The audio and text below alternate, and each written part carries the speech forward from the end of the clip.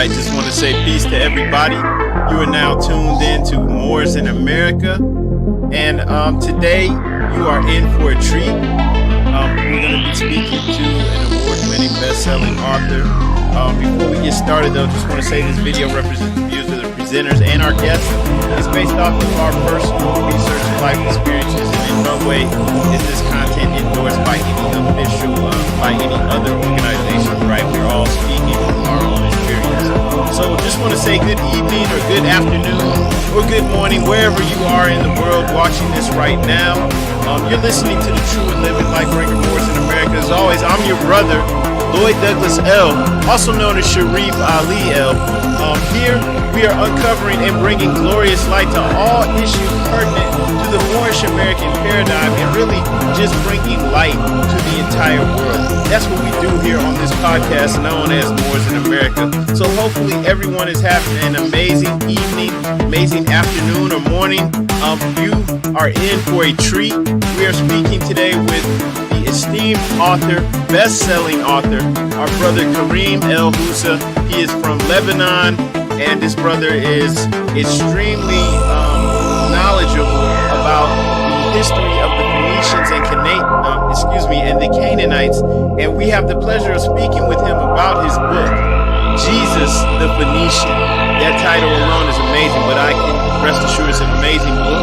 And his brothers also wrote several other books, such as the Phoenician Code.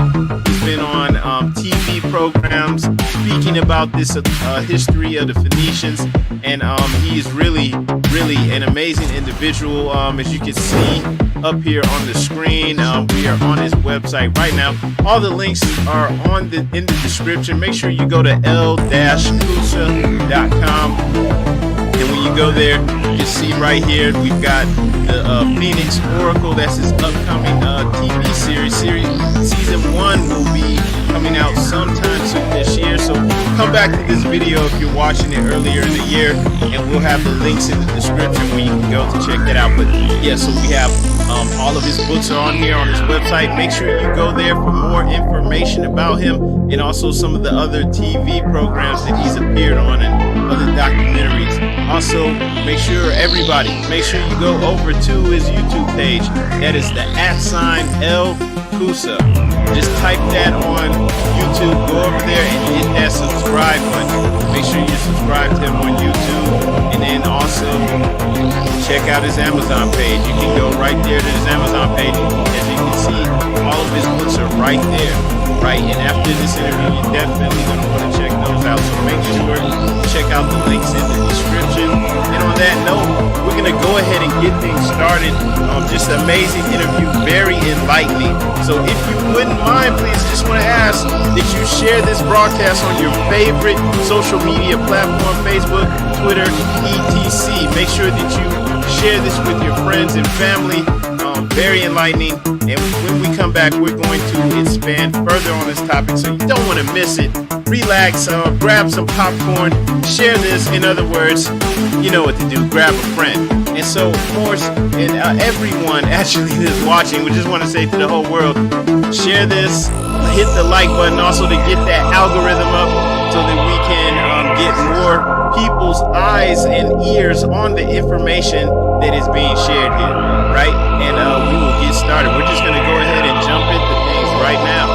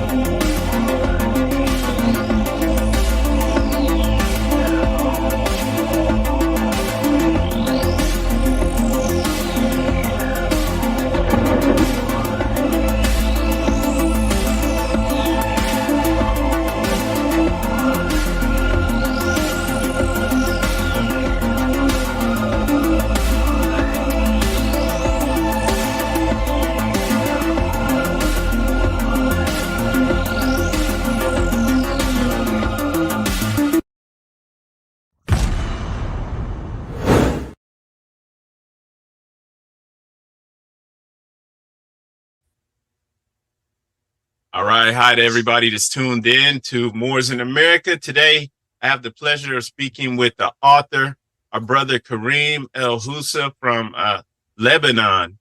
And this brother wrote the book, Jesus the Phoenician. Actually, he's wrote several books before. If you're looking at the screen, you can see an example of some of the books the brother's written. You can also go to this brother's website to purchase the books. They're also available on Amazon. And the brother wrote, Jesus the Phoenician has been described as a key tool or key element for understanding the mysteries of the New Testament. Just reading the description from Amazon, Jesus the Phoenician exposes, among other unprecedented certitudes, the origin of the Jewish faith and the true hidden identity of Jesus Christ. It goes into the etymology of the name Jesus, and then other questions that arise regarding the incompatibility between the Great Annunciation and traditional Jewish practices. Very, very interesting book. Just one last thing to read. Jesus the Phoenician reveals the truth about Jesus by showing the many holes in the traditional Jewish and biblical history that point to Jesus having been a Jew. So this is really going to be a great discussion. I'm really looking forward to speaking to this brother, and we're going to just go ahead and just jump right on in. Brother Karim is going to share his expert opinion on who the Phoenicians are, and then how Jesus ties into that lineage. So before we really get started, brother, could you please educate us on who you are and what your background is? Yeah, thank you so much, my brother, for having me on the show. Well, I've been writing for like 25, 30 years, researching about the Phoenicians, the Canaanite, as well as the Egyptian tradition, along with Christianity, to come up with a synthesis, to know about the Phoenicians, to know about the connections with Jesus. Because when you read the New Testament, you understand that there are two kinds of Jesus Christ. One is a Jew and one is a Phoenician. But when you go deep into the New Testament, and when you compare the teachings of Jesus with the teachings of the Old Testament, you understand that the Old Testament is a kind of a tribal God only linked to the Jewish people, whereas the God or the Father, as described by Jesus, in the New Testament is a universal God. That alone is something. Then you will understand also from the name that Jesus was given Emmanuel, which means El is with us, and El is basically the supreme God of the Phoenicians, of the Canaanite Phoenicians, who is presiding over an assembly of gods. This is the pantheon of the Phoenician gods. Although some would say that monotheism didn't start with the Phoenicians, but in fact, monotheism was at the core of the Phoenician theology before having different gods. And these different gods, some of them were called the Elohim, which are the sons of El, and other goddesses. These are like impulses of the one Father, who is always described as Adonai, my Lord, or El Elyon, El Most High, who is the Father presiding over that assembly. That is to say that monotheism definitely started with the Phoenicians before anybody else. So my research is extensively on that point of how religion evolved from the beginning till the time of Jesus, and how Jesus was influenced by these teachings, as well as his connection to Egypt, because Egypt, the ancient Egyptian tradition, is so much connected with the Phoenician tradition. According to Sanchoniathon, a historian of Beirut, the ancient word for Beirut, he mentions that Suduk,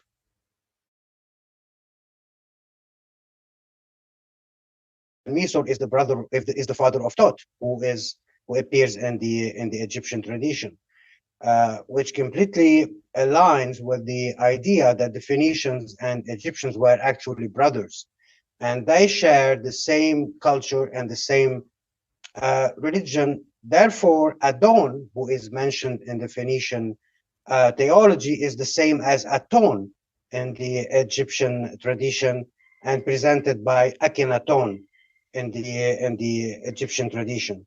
So, and you can certainly find a connection between the Phoenicians and Egyptian, and a link that appeared to have happened a long time ago, connecting Byblos, which is known as Jebel in Lebanon. It's a coastal Phoenician city, ancient, and Egypt itself, like Memphis and all those tradition and mystery schools in Egypt. So Jesus has been influenced by this environment, pretty much, that he presented himself as the Son of God. The idea of a Son of God does not appear in Jewish tradition. This is not in the Jewish in the Judaic system. It's purely Phoenician and Egyptian, as we see. Adon is the son of El, and Horus is the son of Osiris. So the idea of this is purely Phoenician and Egyptian. So yeah. All right. Right, brother. Thank you for sharing. You know, I have some questions for you, but before we really get into this, I'd like to share something with you. Just looking at the flag of Lebanon, right? Of your country. Yeah. Right. I wanted to show something to you. You may have seen this before, you may not, might even blow your mind, right? But looking at the flag of Lebanon, it's actually very similar to a flag of some of the indigenous tribes in the Americas, right? Yeah. When you're looking at the flag of Lebanon, of course, you've got the red bars with the white background. Along with the cedar tree. The cedar tree, exactly. And that cedar tree is actually a pine tree, or it's a part of the pine family. Now, here we have a flag that was adopted by the colonists. It's called the flag of New England, right? I'll show you an example right here on the screen. Have you ever seen that before? No, that's amazing. Yeah. Okay. Interesting.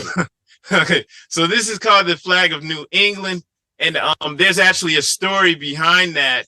Now, if you just go off the common narrative, for example, on Wikipedia, I have a screenshot up here from the Wikipedia page about that flag of New England.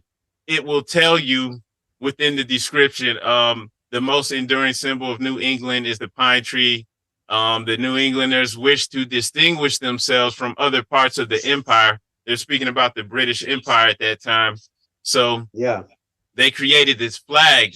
And within the Wikipedia descriptions, they'll tell you that they adopted it from the indigenous Americans, right? But in actuality, like the Algonquin tribes here in America, they were flying that flag with the cedar tree, with the pine tree, you know, with that red and white background. And it was adopted by the colonists because they were coming into the indigenous tribes that were already here. They were coming into their nation, right? And so that was something that they adopted. And you'll get a version of it that's kind of leaving out that part of the history, you know, just reading and looking at, you know, Wikipedia or whatever books that people write about this. They leave that part out. But I wanted to show you something that I thought was pretty interesting. My wife and I went to the George Washington Masonic Memorial that's in Alexandria, Virginia. And when you go there and go to the top level, the top floor, you'll see this painting. It's an original painting that's showing George Washington's inauguration in 1789. And I just thought it was really interesting. It's easy to overlook, but when you zoom in, you'll see George Washington, he's on the boat. This is his inauguration.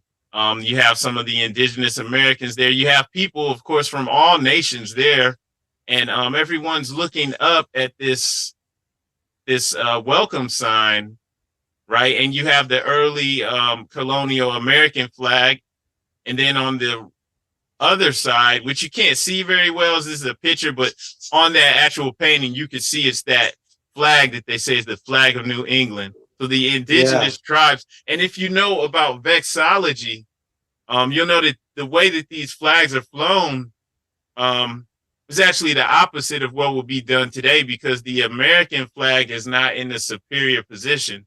It's on the right side. So George Washington and the new American colonists were actually being welcomed into the indigenous Americans nation. You have a welcome sign there. You have that flag with that cedar pine tree. And you can't really see this image in the middle. This was actually red. That's actually a Liberty cap. The Liberty cap's kind of real similar to the fez that I have on, but just wanted to show you that because it's very similar to the Lebanon flag, and that was actually being flown over here by indigenous Americans. Yeah, it's amazing. This is the first time I see it, but you know, if you go back to the history, we are definite that the Phoenician seafarers arrived to the United States a long time ago, to both Americas, and I had, like, in the area where we have Salem, New Hampshire, there is a temple that goes back to 11,000 BC, something like that, and it's dedicated to the Phoenician god Baal.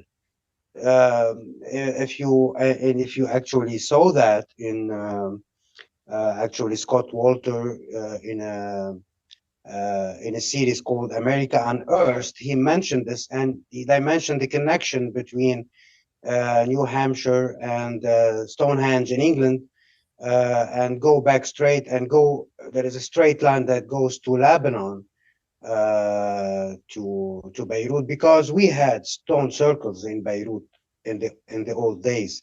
So anyway, the Phoenicians, definitely the seafarers, arrived to the United States before Christopher Columbus, that's for sure, thousands of years ago, since they were controlling the high seas and everything. So there is a strong connection there.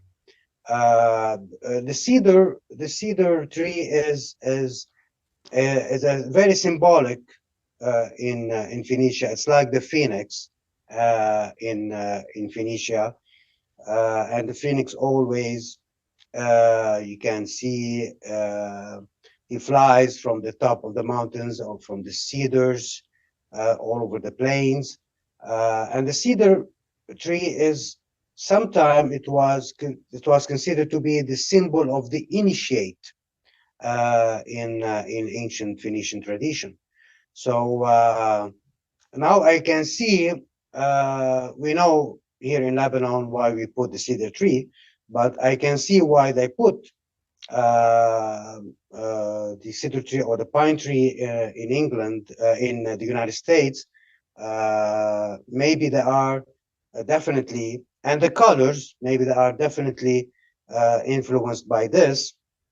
Although I believe that instead of red, I would have preferred to have a purple color, because the sails on Phoenician boats, they had two colors, white and purple.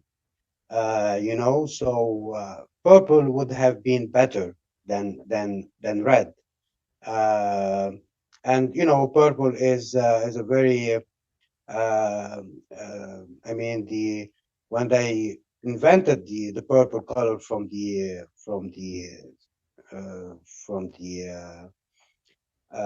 in Tyre, in ancient Tyre and Sidon, that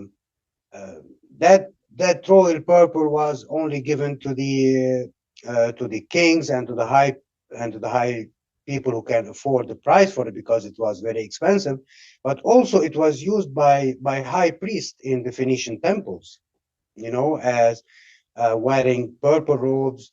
So, but it's interesting. It's interesting to see the connection also between the Phoenicians and the United States, as well as the Phoenicians with Britain, because the ancient name of Britain actually is Britannica, which means Bartanach in Phoenician. That means the land of tin, because the Phoenicians had a secret reservoir of tin in the UK, and precisely in Glastonbury, and they used to bring the tin from there and to trade all around the Mediterranean. So the connection, I mean, between the Phoenician seafarers and the world, actually everywhere, Europe, Africa, the United States, and even Asia. I mean, the Phoenicians were everywhere. Yes, definitely, definitely. Also, in the Massachusetts area, here in New England, there was a stone tablet that was found with the Phoenician script on it. It said, Yeah, "By this I take claim," and then it's signed Hanno. So yeah, definitely.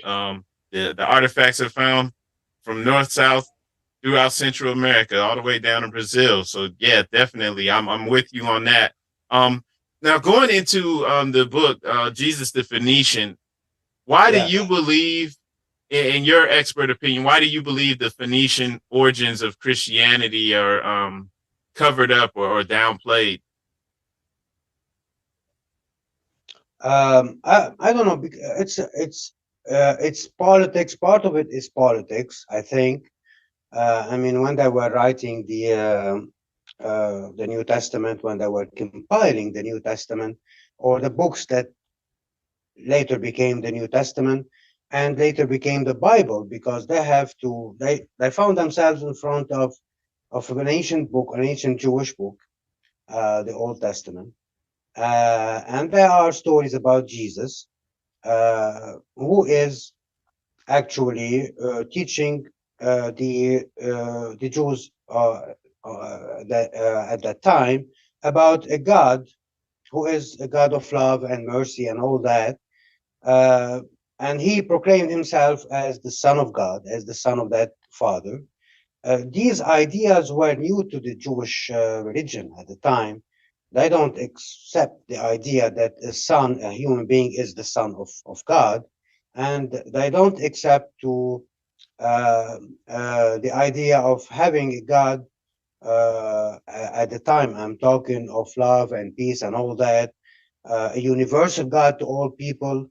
Uh, Whereas their belief in their Judaic God, in Yahweh, is a God who is only made for the Jewish people. Now you're coming to tell them that there is a God, a universal God to all people. This is not working for them. And basically, the early stages of Christianity, Matthew, for example, the Gospel of Matthew, he wanted to tell the Jewish people over there that that the Messiah that you have been waiting for is actually Jesus Christ. But there is a conflict. I mean, they tell him, can Jesus Christ, can a Savior come from Nazareth? And Nazareth is in Galilee, is not in Judea. So and the area of Galilee at the time, the lower and upper Galilee, were all part of Tyre at the time of Jesus, and even before and after. So they cannot accept this. So they tried, when they compiled the book that became the Bible, the Old and New Testament, under the orders of Constantine, the Roman emperor. So they tried to compile all this book together, and they came with the notion that this New Testament is a continuation of the Old Testament, because the Romans wanted to secure the land because Phoenicia and Judea and these part of ancient Mediterranean, the Levant, were controlled by the Romans. So part of it is to control the masses by bringing them one religion based on something called the Bible, Old and New. But Jesus himself in the New Testament, he always referred to himself as, for example, my kingdom is not from this world. For example, he always retreats back to Sidon and Tyre when he's confronted with the Jews in Judea and Jerusalem. When he went there maybe a couple of times only. And the Christianity was always accepted in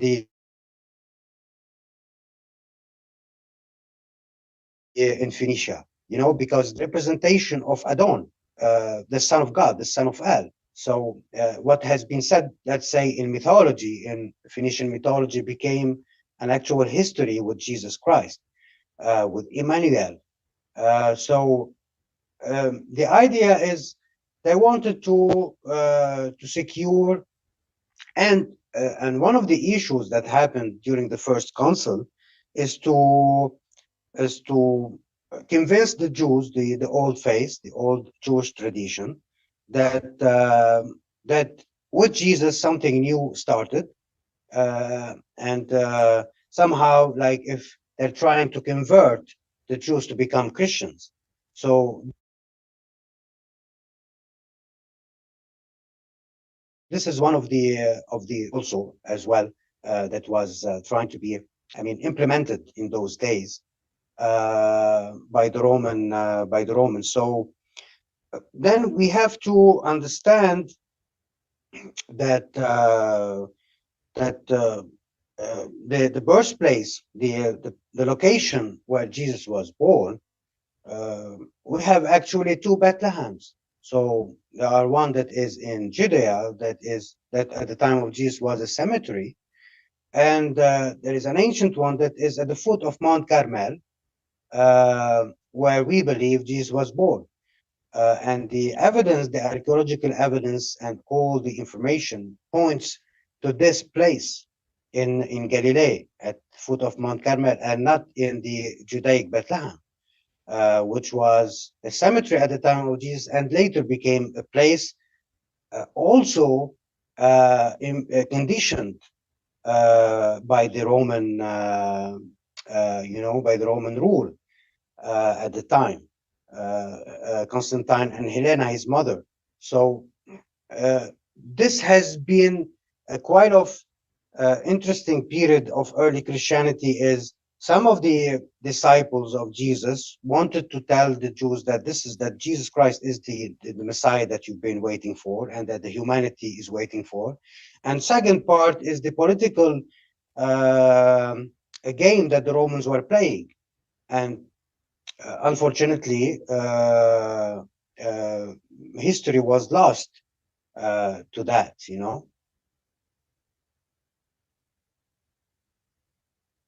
I can't hear you.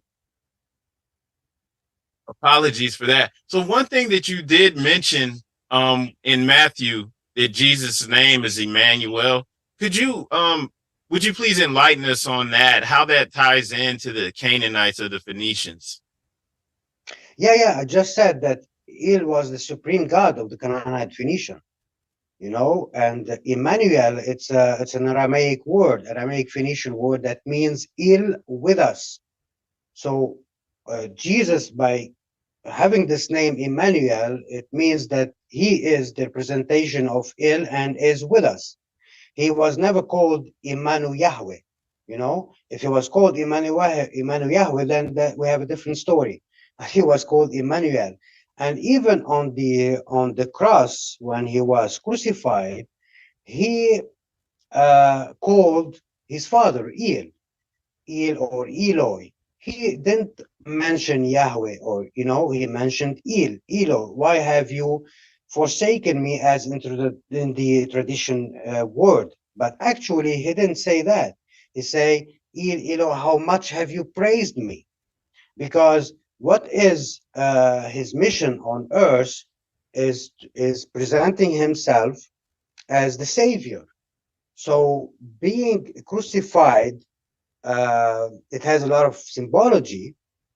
Crucifixion of the fourth levels and his resurrection into the fifth element, which is the ether. So, but he called Eloi, for this, how much you have praised me, by the idea of being able to give me the privilege to become the initiate, and the initiate who will present a kind of salvation to humanity that is in need through love and peace. So this is the idea. Right, gratitude, and that makes a lot of sense now. Just looking at what you mentioned and going into the name Emmanuel, that makes a lot of sense. Would you speak Sorry? on it? Now you mentioned Mount Carmel and Bethlehem of Galilee. Would you speak on the geographical significance of those areas in antiquity, and then how it relates to us in modern terms?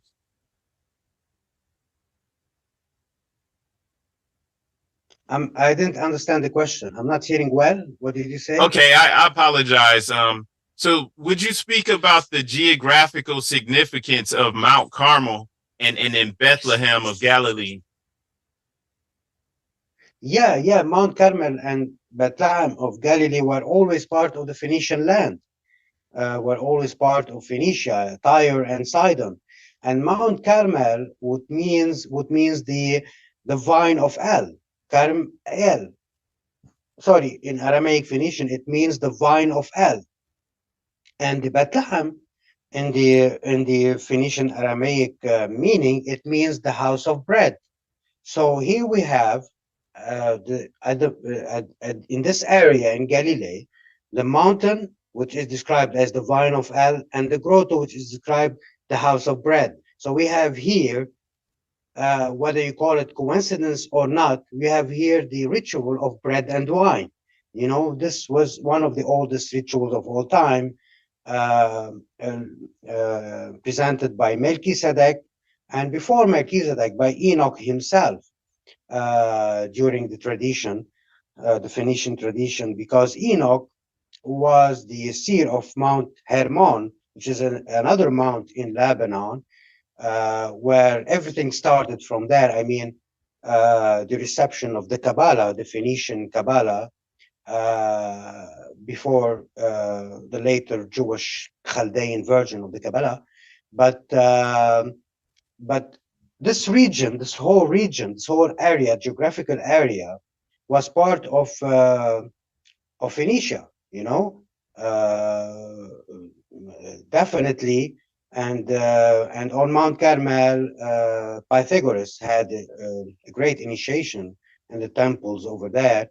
And we had temples at Mount Carmel consecrated to the Phoenician deities at the time. So it's part of the area that is considered to be sacred, as well as Mount Hermon, which actually is Haramun, the forbidden mountain, because it is on that mountain that Enoch received the angels during his visions in the book of Enoch. And whether you consider these angels spiritual beings or celestial or cosmic beings, I call them celestial cosmic beings. And he received the visions, and he received the instructions, and he received the Kabbalah itself. And Kabbalah is coming from the word to accept, to receive, as well as knowledge to build and to begin the kind of civilization. And henceforth, that was before the flood. I mean, like the late ice age. So this area is so important, and has always been a Canaanite Phoenician land. with all its deities and religion and all that. All right. Gratitude for sharing that information. Now you mentioned Enoch. I'd love to speak about Enoch with you a little later, but first, um, would you please explain the origins of the Phoenicians and Canaanites?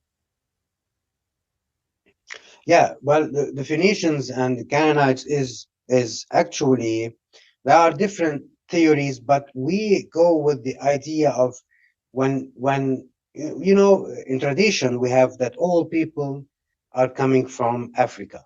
So Africa is the cradle of humanity. Then we have uh, the cradle of civilization. So from that time when these people migrated from Africa towards Egypt and then immediately towards Canaan, the land of Canaan. So it was called Kana. Kana means to settle, you know. So the word Kana is to settle. So they settled. These people settled in the area of Canaan, Phoenicia.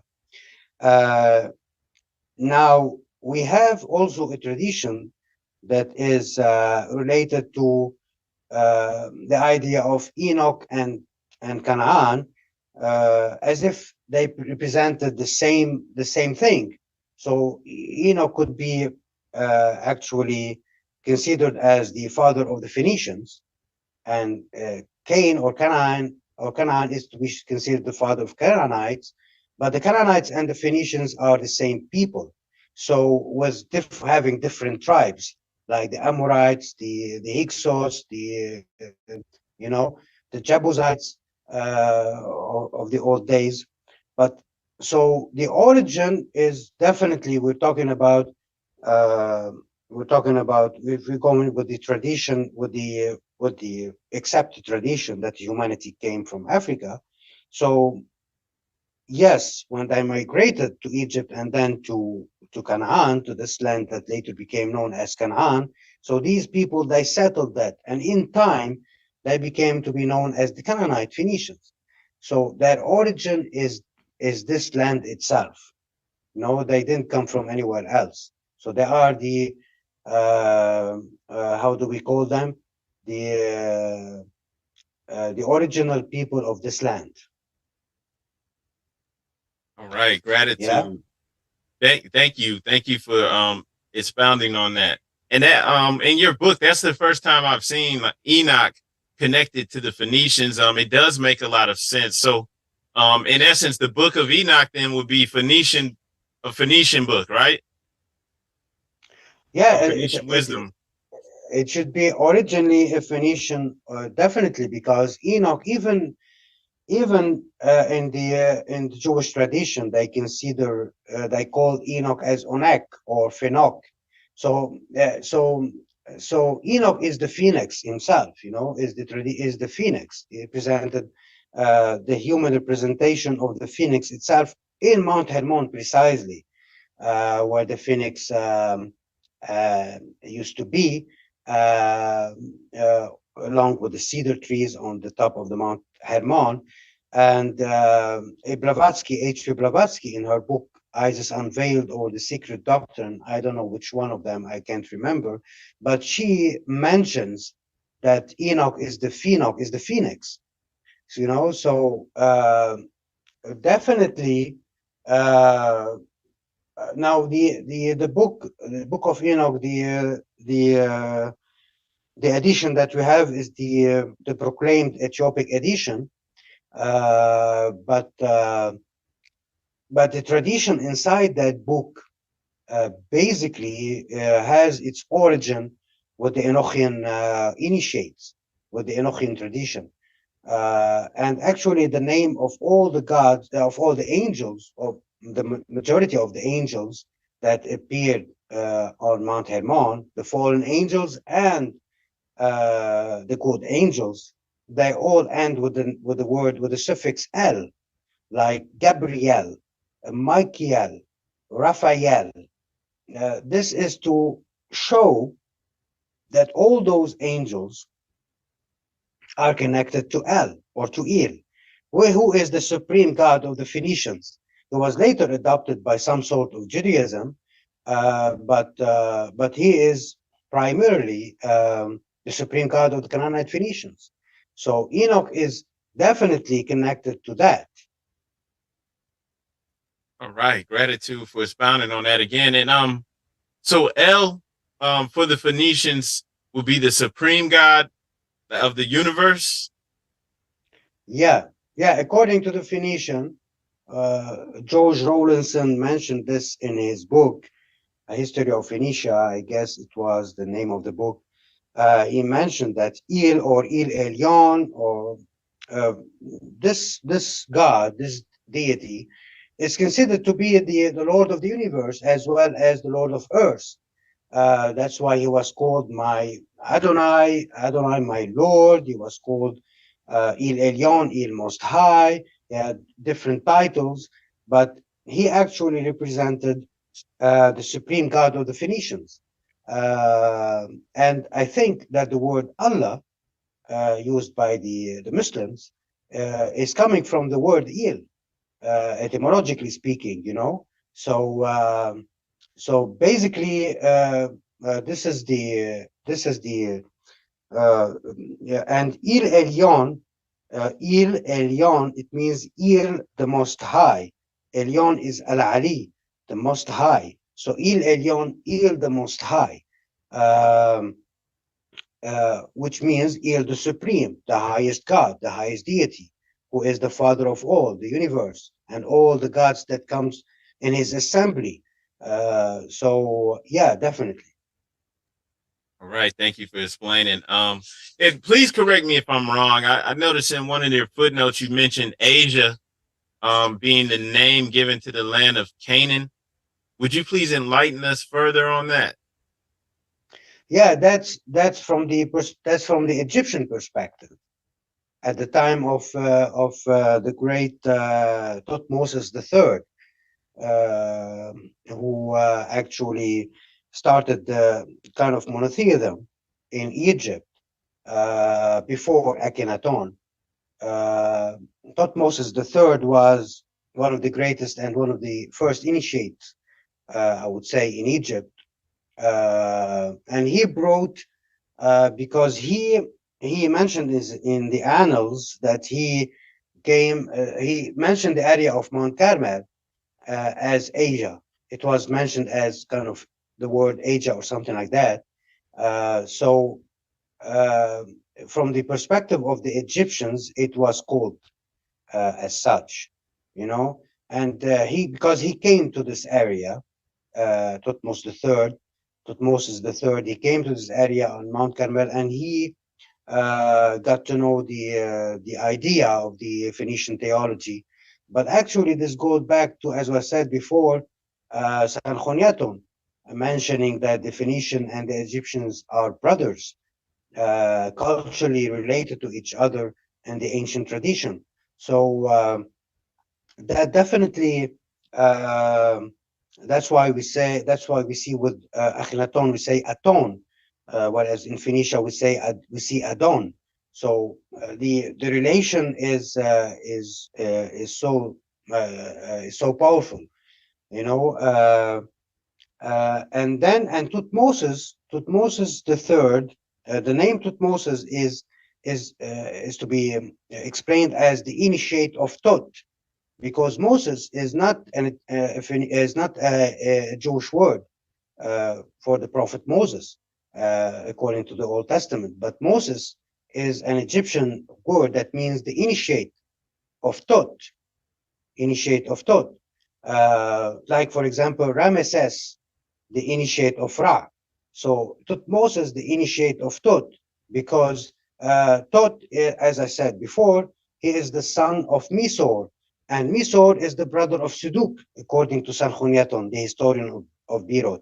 So you see the connection. It's there, you know. If you have to, yeah. Yeah, definitely. Thank you for explaining that too. That makes a lot of sense now. And you know, it's funny, like with the term Asia, because amongst my people here in North America, we have a tradition of naming girls with that name, Asia. And I think it's kind of like unconscious, just without even knowing. I've grown up with several girls name with that name, and know several people with that name. So that's kind of interesting to hear. Now would you Yeah, please? Oh, go ahead, yeah, we brother. can. Yeah, I can add something there. Maybe the exact word should not be Asia as in Asia, but maybe the exact word should be Asaya. So if the word is Asaya, if actually because in Mount Carmel and in Galilee, there lived the Assyrians. The Assyrians, I mean, they were later known, or they were mixed with the Assyrians, that are also is another name for this group. But this group, the Assyrians, is particularly a group that existed in Galilee around Mount Carmel, the place where Tutmosis visited. And these Assyrians are actually, it means the healer, you know, and and these were part of the group uh, of the that lived there, and this is the group that Jesus and Mary Magdalene and John the Baptist and all of them were part of this group, the Asayas. And within this group are the Nazarene or the Nazarites from the word Nazir, which means that's why they call Jesus of Nazareth. Not they're not saying Jesus of Nazareth in connection with the place called Nazareth, but they Jesus the Nazarene or Jesus the Nazir, which means that he was. We still say it here in Lebanon today in Arab, al-Manzur, the one who is consecrated to God.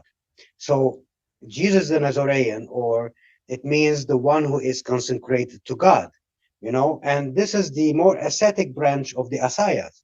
So probably the exact word to be used to describe this area is Asaya, not Asia, you understand me? Yes, that makes sense as well. Yeah. Gra- yeah, gratitude. Um, I'd like to ask you also about the term or the word Israel, and why that would be a conflict for the Hebrews or for those people at that time. Yeah, listen, the word Israel has two meanings, okay? It has two meanings and two different interpretations. Uh, for the Hebrews at the time, the name Israel, if you go to the Old Testament, you'll find that one of the biblical characters was named called Jacob.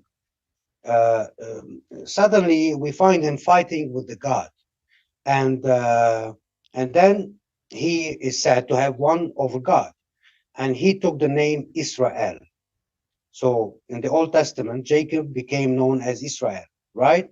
So what does Israel mean in that context? In the biblical tradition of the old days, is it means striving against El, you know?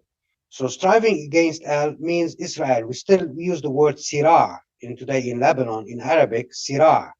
Sirah is a conflict, you know? So Israel, sirah with against El, and that's why he took the name Israel. Whereas in the Phoenician interpretation of the name Israel in the old days, it means the family of El, you know? So whatever there is a confusion about the ancient Israelites, it doesn't mean the Hebrew or the Jews. It of that at the time, it means the Phoenicians. The Phoenicians having the name the family of El. So because these were the people that actually lived in this land before Judaism started as a religion. Because my theory, and I've written this in Jesus the Phoenician and in the Phoenician Code, is that if you go now and ask every archaeologist, Israeli archaeologist that is working now in Israel, trying to find something that really archaeological relics that really proves the biblical narrative, he would say that we can't find anything. everything that they're finding is Canaanite Phoenician.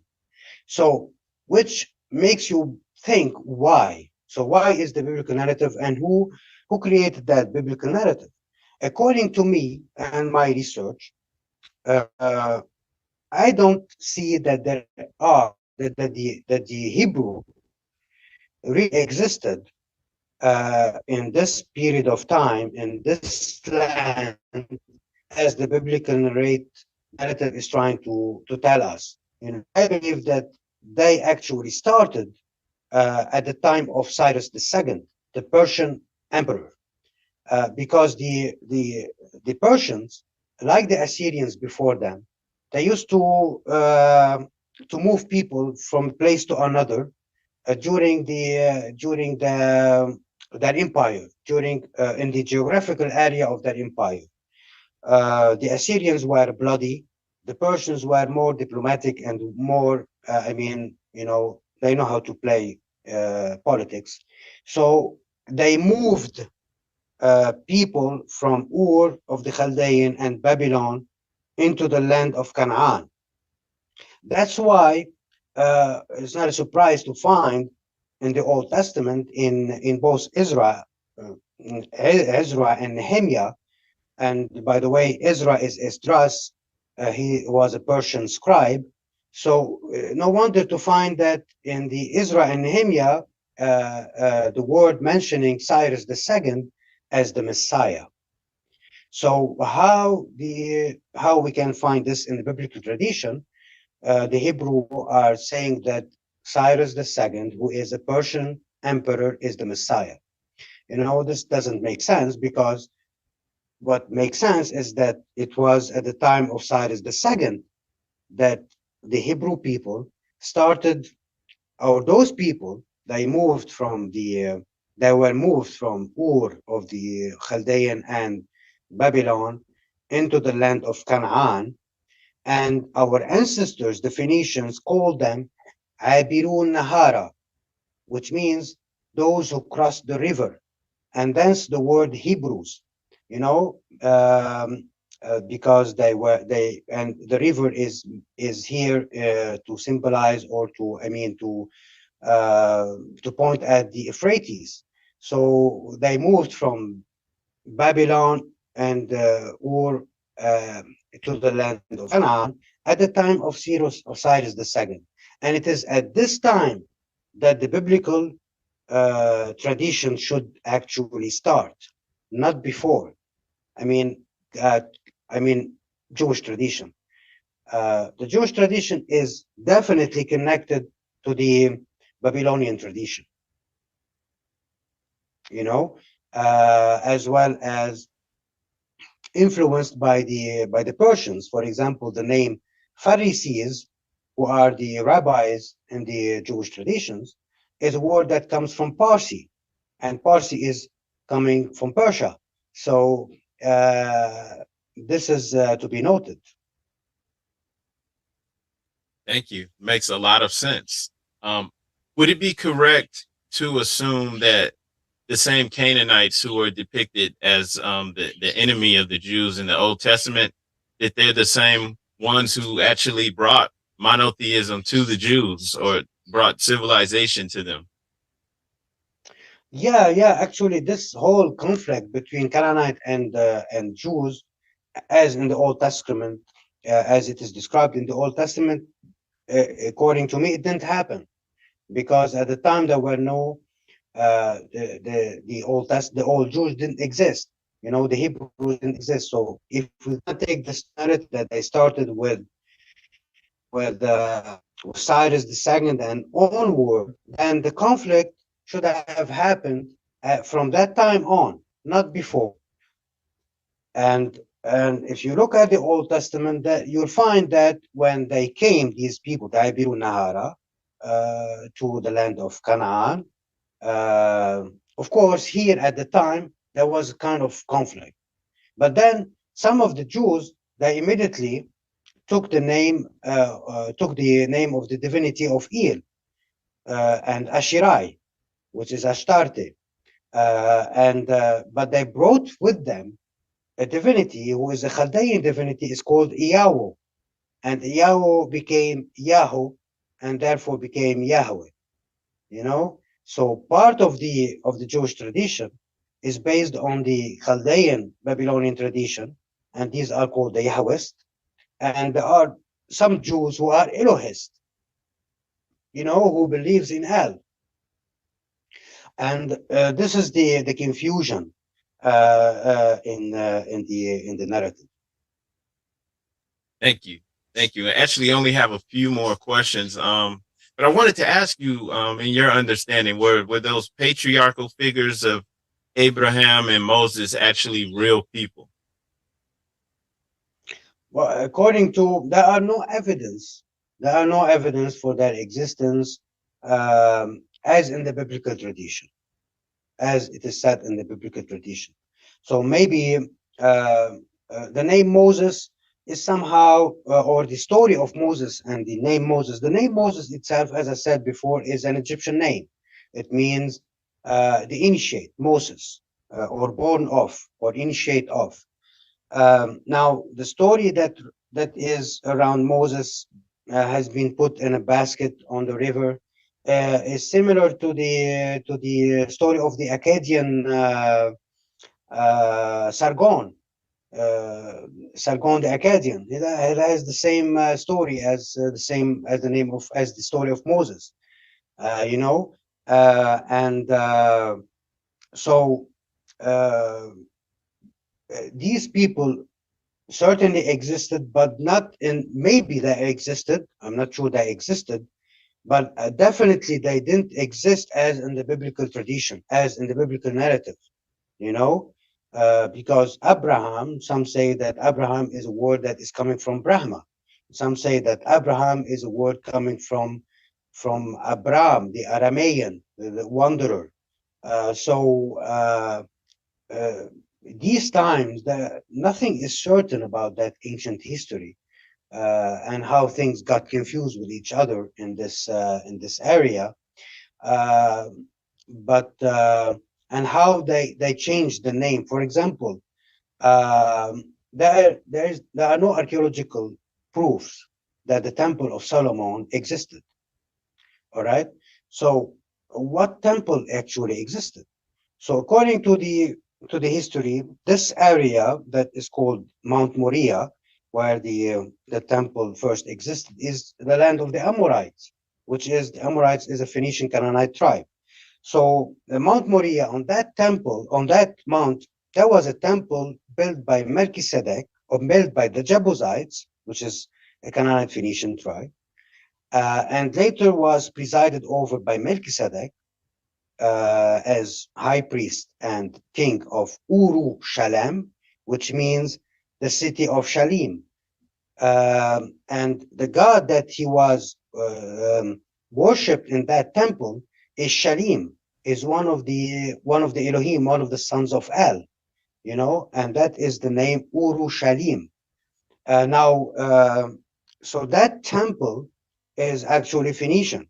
So when the Persians came into this area and controlled this area, they wanted to give credibility to these people who they transported from Ur to the land of Canaan, to Phoenicia, by giving them some credibility, some archaeological or geographical credibility, or historical credibility. And the temple of Shalim was transformed into the temple of Shlomo, and therefore the temple of Solomon. Now, the pillars, for example, of Joachim and Boaz were actually, according to the Phoenician tradition, were the pillars of Yam and Baal, two Phoenician deities. Yam represents the water and Baal represents the fire. So, All right. Gratitude for enlightening us on that. And I'm speaking about the Temple of Solomon. I wanted to ask you about Hiram Abiff. Would you please enlighten us on the identity of Hiram Abiff? Yeah, Hiram Abiff was definitely of Phoenician ancestry. Hiram Abiff is considered to be one of the major ancient Phoenicia, and he was working for the king because the Tyrian were actually great artificers, great builders, as well as the Jablites from Byblos were also great artificers and builders of monuments and etc. And therefore, we see in Tyre at the time of Hiram, the king of Tyre, he was very interested in building cities and temples, and he built there a temple for Baal Melkart. This temple of Baal Melkart was mentioned by Josephus, by Herodotus in his book The Histories, and he describes the temple pretty much as the temple of Jerusalem, supposedly of Solomon, was described. So this temple that Herodotus mentioned, the temple of Baal Mekart, was actually built by Hiram Abiy, at the request of his king. And therefore, that's why we believe that the temple of Shalim, that was later changed the name and became the Temple of Solomon, the later of Shalim, was also reconstructed at the time of Hiram Abif. That's why Hiram Abif is connected to the temple, to the construction of the temple, because if you go back to the original Enochian tradition, the art of masonry was introduced to Enoch by the angels who appeared to him on top of Mount Hermon, these celestial cosmic beings. So the tradition of because this makes sense. This makes a lot of sense because we see the Phoenicians, wherever they went, all over the world, they built, and they created settlements on their routes to the ancient world, and they brought with them technology. They brought with them, the knowledge. So Hiram Abif is an important character mentioned in the construction of the temple. Without Hiram Abif as a master architect, the temple would not have been actually built. Yes, and thank you for enlightening us on that topic. I wanted to ask you just two last questions. Now, were the Canaanites and Phoenicians Semitic people in your understanding? No, in my opinion, they were not Semitic. In my opinion, they were Hamitic, Afro-Asiatic. We can call them Afro-Hamitic or Afro-Asiatic people, very pretty much like the Egyptians and of the ancient days, and even some would say that the Greek civilization, that the Greeks are actually also Hamitic, according to H. Blavatsky. I think she mentions that. But I mean, this is a big debate if they were Semitic or not. But I tend to believe they were actually Hamitic. I would say Afro-Asiatic, Afro-Hamitic. So yeah. Okay, thank you. Gratitude for speaking on that. And just one last question. I would say, who do you think, or where do you think the Phoenician people are here today in this world? Yeah, well, if you Lebanese today, there was a study in genetics. Geneticist, one of the Pierre Zalloua, he was along with Spencer Wells. They published in National Geographic, and it was also on the National Geographic station channel. I mean, they say that there are like around 38% of Lebanese today, Christians and Muslims, who share the Phoenician DNA J2. Um, but of course, if you look now at the world today, there are no pure races. So all the races of humanity are intermingled together. There is no pure race. There are like, as I said, like around 38 something percent of the people of Lebanon having the J2 uh, DNA.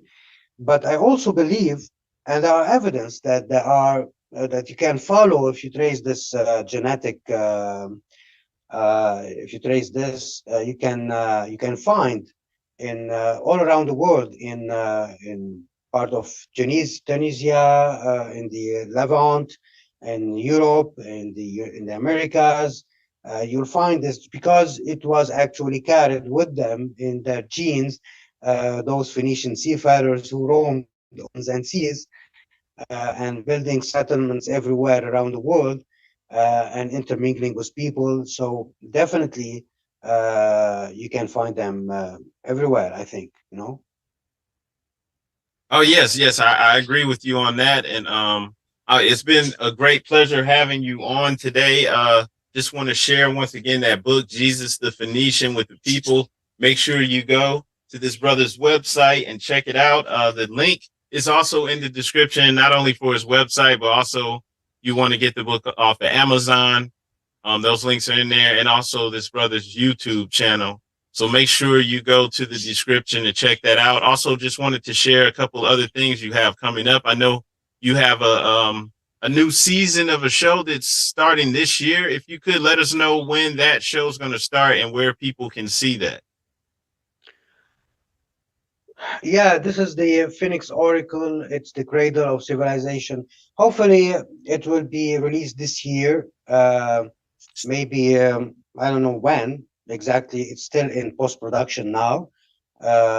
Wrapping up, we have like 12 episodes, very concentrated work on the ancient Phoenician cities from the beginning, and as well as mentioning five great pillars. I believe it's interesting to share, like Enoch, Melchizedek, Hiram Abiy, Pythagoras, and Jesus are going to be episodes on these characters, as well as talking about the Phoenician cities. So it's a lot of work in post production. I'm surprised that post production takes a lot of time as well as in production, but we are sure we are committed to deliver a great show. Hopefully, it will be released. Let's say around. I can't say a date, but maybe around May, June, maybe before, maybe a bit after, but around that time, it should be released. I don't know where exactly, but we're aiming at the big platforms like Netflix, maybe Amazon Prime. I don't know. Let's see. But this is going to be something unique, definitely. All right, Yeah, great. And yeah, thanks for letting us know about that. Maybe you can yeah, share the link with me later on in the year so that people that see this video later can just come back in May or June and go to the link in the description. yeah, yeah, Yeah. yeah. I will And keep you informed about that, definitely. so that Jesus the Phoenician definitely has a stamp of approval from Moors in America. So go make sure you get that book. The brother's actually written several books. He's doing great work. It's been amazing having you on. I believe we are entering Yeah, into a new age, and you're a light bringer. You know, you're revealing the truth and the light, and it's I appreciate you so much, and thank you for all yeah. the Thank you great so work you've much, done. Sharif. Thank you so much, Sharif. Thank you, brother. Yeah, definitely. We're moving forward. I mean, look at us. The world is going crazy now, but this is at the end. This is, I think, we're approaching towards the entering the age of Aquarius, when a stream of consciousness will shower upon us all as a humanity. You know, But we're now passing by this conflict, these wars, these destruction that Earth is experiencing, and we as a species are experiencing, and this is so disappointing. I mean, come on, we should have learned from our past. We should have learned from our evolution, from all those who paved the way for us and showed us the light. Uh, you know, but it's a cycle. It's a cycle uh, that you are bound to. But I mean, uh, we surely are heading towards the light soon, hopefully. Yeah. Yes, I agree with you on that. And as we close out, just want to remind everyone, make sure you go to the links to check out this brother's website and his YouTube, and also to get information on the Phoenix Oracle and when that will be showing on TV. And just want to thank you for coming on here. Salam, shalom. It's been Thank you great so having much. you on. Shalom. Thank you. Thank you so much. Shalom, brother. All right, shalom. Bye-bye.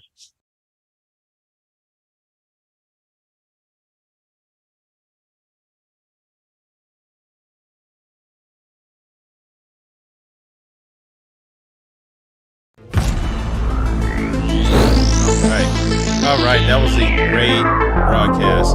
That was an incredible interview, and so much information was dropped that you would more than likely want to come back and listen to it again, just so that you can take in more information and hear some things that you may not have caught the first time, right? El Koussa was really dropping a lot of information, so that was just amazing. And I want to thank everybody that was here, everybody that hit the like and share button, whether you're watching this on Facebook, YouTube, Twitter, Rumble, wherever you're watching this. I want to thank you. Now that you're here, though, if you're not already subscribed, make sure that you hit the button, hit the bell for the notifications, and subscribe to our channel. We're also on Facebook, Instagram, we're on Rumble as well, Twitter, everything social. Make sure you're following Moors in America. Also, you can support the channel on Patreon.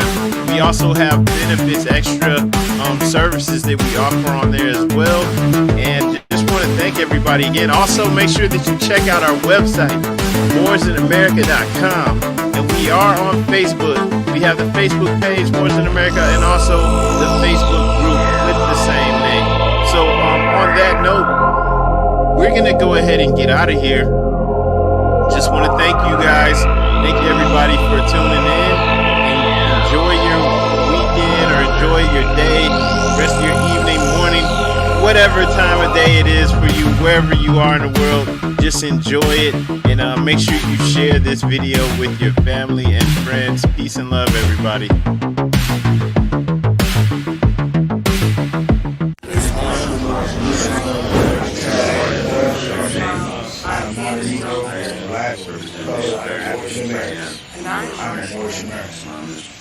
Peace.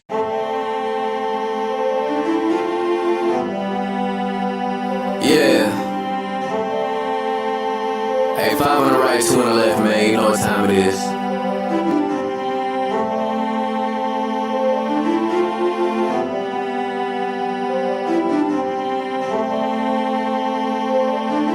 Yo. We just Moors in America, soar through the shores and endure criminal acts of war on our character. 7 years after the 4th score, no reward. Shout out to the most courageous, they was jumping over barriers. What does that compare to you?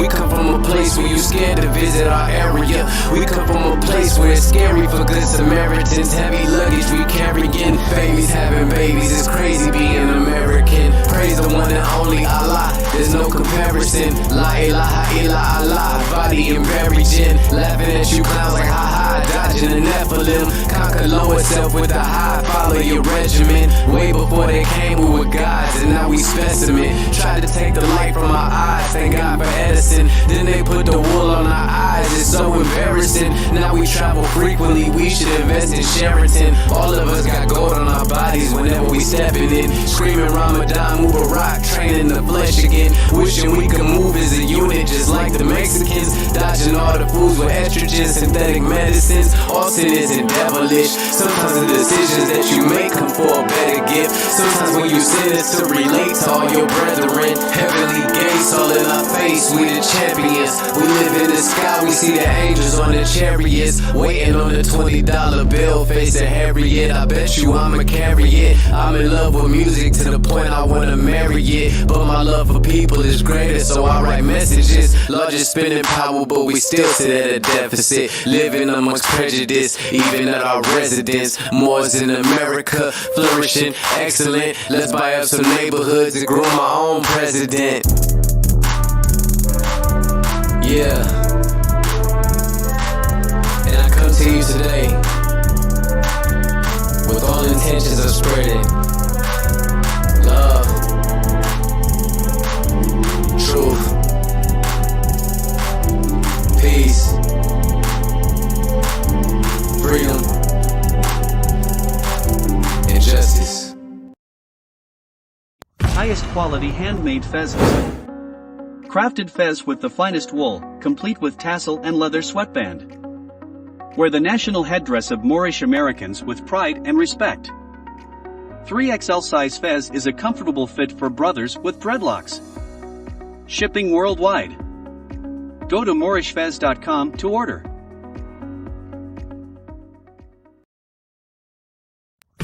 Every day, billions of searches are conducted online, therefore it is critical that your company stands out to the small percentage of clients who are essential to your business.